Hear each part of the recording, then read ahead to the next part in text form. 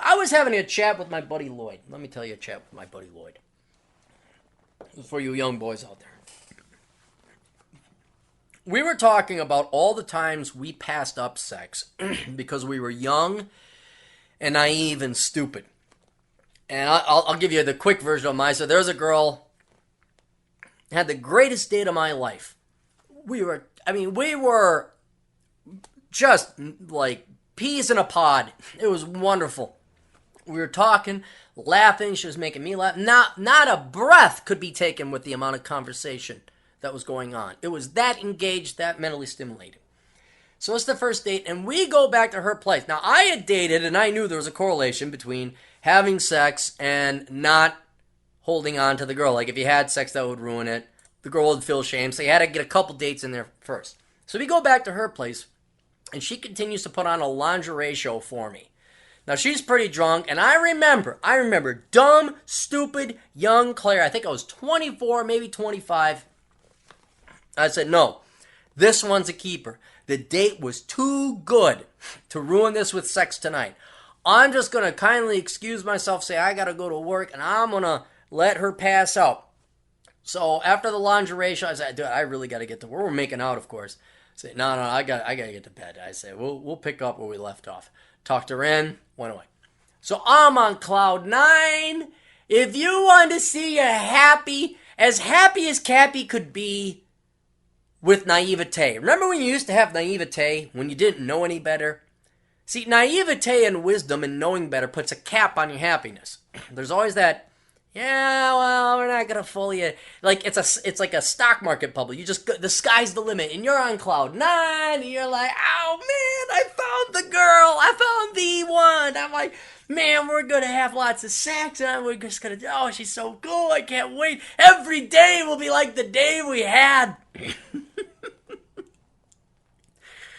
And I play it cool. Oh, cool Clary. Yes, wise, cool Clary at the age of 24 or 25. Which for that age I actually probably was. I'm going to give it the 2 to 3 days. And I'm just, we're going to play it cool. So it's like Wednesday or Tuesday. I say, hey, do you want to get lunch? Grab a quick bite to eat. She says yes. And I'm thinking like, okay, cool. We're going to do a low-key date. Just grab Subway. I'm going to do the old Clary charm. I'm going to flirt. Tell her she looks real pretty. Make some sly sexual innuendo, and then say, yeah, I gotta get going, get to work, and hey, let's do something this weekend.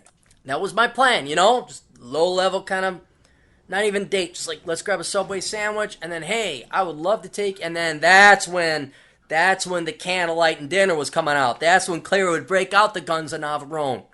That's when we'd open up. We would not relent. The charm would be nuts, and the orgasms would be many, and the fluids would be all over the place. I had a plan, man. I had a fucking plan. Mancini's, Le Carousel, had a plan. You guys, you just know. The old timers, they know where this is going. The old timers know where this is. The young guys are like, what happened? Did something bad happen? Did something bad? Oh God, who brought the bad? You can't say it. So I go pick her up. And right off the bat, something's wrong. Like, she's not as happy, she's down. And this is another important point for you young boys. You'll know when you're having sex when you're having sex. That's basically the only guarantee. That's listen there. So I call her up. We go out. She's all down and quiet. And the other thing I was going to point out to you young boys is that you could go out with a girl and everything will be awesome and wonderful. And then the next time you go out with her, it's like pulling teeth. That's not you. That's her. Because if she was like you go in there. I was so doped up on dopamine and endorphins. I was like, imagine happy Cappy, huh? Birds are chirping. He's skipping. He's so happy in a non-gay way. He's a and you go in with that much of positive attitude, and then the girl just like a black hole sucks it up, and you can't get her to smile. That's not your fault. That's her, and that's exactly what happened. She was this super massive black hole that just sucked up all the positive energy and happiness I had, and like I was like, oh, how things going? Oh, you're all right, and just like no flirt, no nothing. I mean, just trying to pull that ripcord motor to get it going. And it became painful. It was painful even before we drove the half mile to the subway. And, there I was, big spender, thinking, I'll get her whatever she wants. I'll buy her a $12 footlong. Oh, the naivete and the stupidity. Oh, the sad game you guys had. So here I am. I remember, you can get a footlong sub, thinking that's going to, woo her, make her come out of her funk. And after we eat, and this is very painful, and the conversation is not memorable at all, I drop her off. She's like, yeah, fine. I try and go in for a kiss. I get the fucking cheek. I'm like, fuck! What the hell? And so she was, quote, kind enough to tell me that it wasn't going to work out between us. And something that I was one of the most for sure things I ever thought that I had ended up not. And that has happened multiple times. So, boys, the lesson. And Lloyd, my buddy Lloyd, he told me many stories of similar such things. And there's many. Every guy has these stories. Every guy, they've gone on a great date, second one guaranteed. They could have had sex. They passed it up because they went. And then the sex was withdrawn from it. You never will get it again. When you have the opportunity to have sex, you fucking nail her.